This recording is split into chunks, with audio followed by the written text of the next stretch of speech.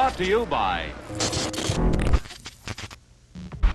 Sometimes when you watch a film at the wrong time, it doesn't sit right with you. The performances fall flat, the production doesn't land, and you wind up just tossing it aside, with no intent on returning in the future. However, every now and then, you come back, dust off the cover, and give another chance to something you had left forgotten, only to gain a new perspective on the work, and realize how wrong you have been for so many years.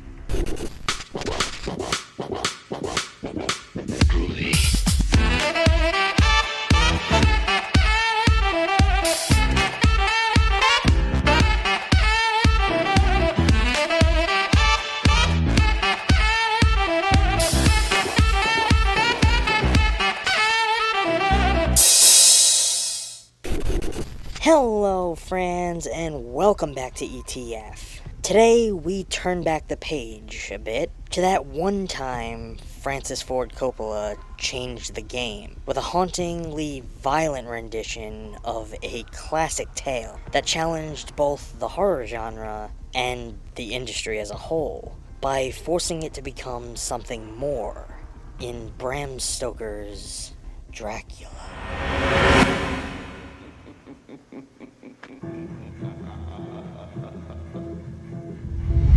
Right from the opening moments, we are introduced to the narrative by striking imagery, thrust into a storm raging over a world in turmoil. The ideological symbol of faith cast to the dirt and broken, in a time of uncertainty and war, overdubbed by a narration by Van Helsing, played masterfully throughout the film by Sir Anthony Hopkins. I have always gotten the point that this film was meant to be a highly visual experience, that you are meant to read into it. The information isn't meant to just be spoon-fed to you. Coppola wants you to peel back the layers and interpret what you are seeing for yourself in some regard. There is so much to read from these opening moments alone. The design of Dracula's armor is reminiscent of muscular tissue, which to me signifies that once he denounces faith in divinity, curses the heavens, and literally stabs at the heart of God himself, signifies him shedding his mortal flesh and becoming something more. I love the choice to utilize visual overlays over various shots and in-camera transition techniques that Coppola implemented to sell that strange and unusual vibe. He uses these overlays to illustrate feelings and maintain the looming dread that Dracula holds over those he has claimed as his own. There's a heavy focus on eyes, symbolizing deep connection, windows into the soul. The performances in this film are a mashup of powerfully invigorating and poorly executed. Gary Oldman and Anthony Hopkins are incredible as always, delivering captivating and memorable moments on both sides of the line. Oldman plays our titular antagonist, with an alluring sexual prowess, sweeping us into his lurid gaze with each frame he appears in, while Hopkins stands as his adversary, the world-weary Van Helsing, whose performance is fun, witty, and bluntly humorous.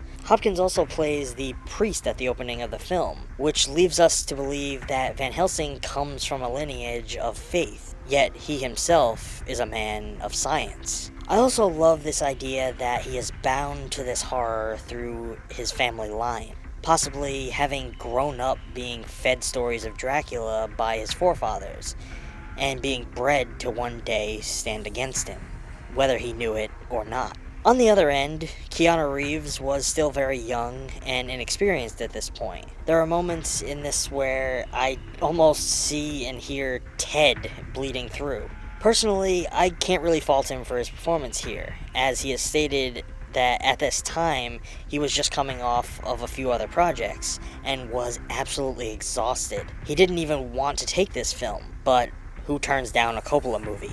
Each moment throughout the film feels ethereal, and plays out more like a stage play, or some kind of a visual art piece, as opposed to your more traditional narrative. The performances are far more theatrical than a film would warrant. Lines are delivered with just that slight projection and flare, and actions are more emphasized and drastic.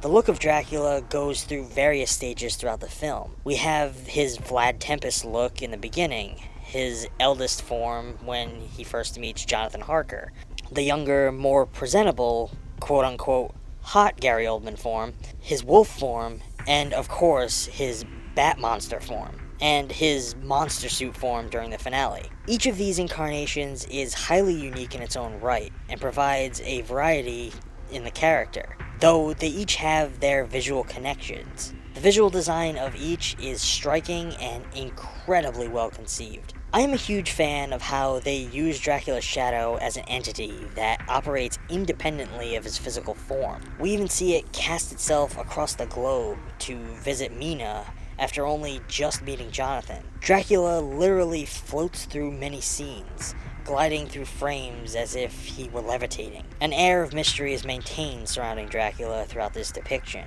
His origin is never truly explained in full. He was not turned, but made himself a vampire by denouncing his faith in God and pledging himself to the darkness out of grief. Coppola heavily enhances the already seductively sexual nature of vampire lore. There are some shockingly horrific depictions throughout this film. Dracula's wives eating babies, Lucy getting animalistically fucked by a werewolf. Dracula's shapeshifting is used in very unique ways, utilizing the old mist and monster tropes to maximum effect. Some of the camera work throughout this is highly dynamic, which was very clearly inspired by the work Raimi did on Evil Dead, if you ask me, though I doubt it will ever be admitted. There is also some great use of reverse cinematography throughout the film, which adds so much to the otherworldly vibe. Coppola also gives us a daywalking vampire, long before most modern incarnations like Blade. The film is not without its flaws. Like any movie, you have moments where you can catch things like Winona's eyes shifting when she's supposed to be laying dead on the floor at the beginning. Van Helsing's arrival is straight up an Exorcist ripoff, creating almost the same iconic shot as he pulls up outside of the house. However, they do say imitation is the most sincere form of flattery. The film ends in a tragic moment, as Mina and Dracula are finally reunited, wanting to be together, and I may be reading into this, but it closes on Dracula dying, looking upwards, which is believed to be the sign of the martyr, an image of divinity to some. I'm not sure if this is what Coppola was going for, but I do know that this film is an illustration of what the story of Dracula has always been at heart, a great and haunting tragedy. I'm giving Bram Stoker's Dracula an A. This is one of those films that, if nothing else, is a technical masterpiece. It showcases an iconic filmmaker at the peak of his prowess and capabilities, experimenting with a variety of techniques that many would not have dreamed of. For a long time, I never gave this film much thought, maybe because I've never been a huge vampire fan. But in revisiting it, I found a much deeper appreciation for its themes and technical achievements. Now, I can honestly recommend giving it a second chance.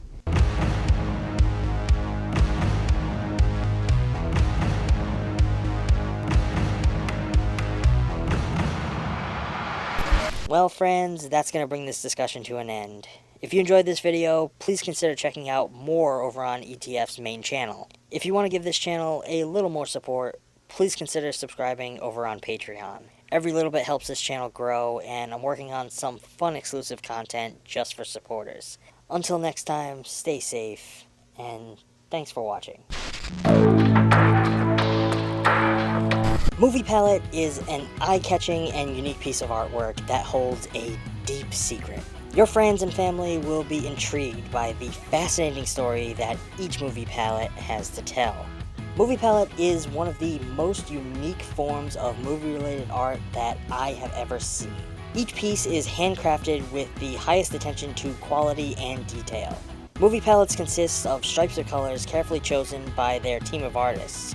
Each stripe represents a color of a particular scene in a movie, and each stripe is put in chronological order to give you a perfect representation of your favorite films in one beautiful piece of artwork. The effect is stunning and accurate. As its secret is revealed, Movie Palette is sure to become a conversational piece as you try to guess which colors represent which scenes of the movie. The best part about these for me is that it's a piece of art that showcases the visual look of a film through the captivating color palette that makes it capture our imaginations. Not often do we see the color of a film so beautifully celebrated, which is why ETF has partnered with Movie Palette to bring you this exclusive offer.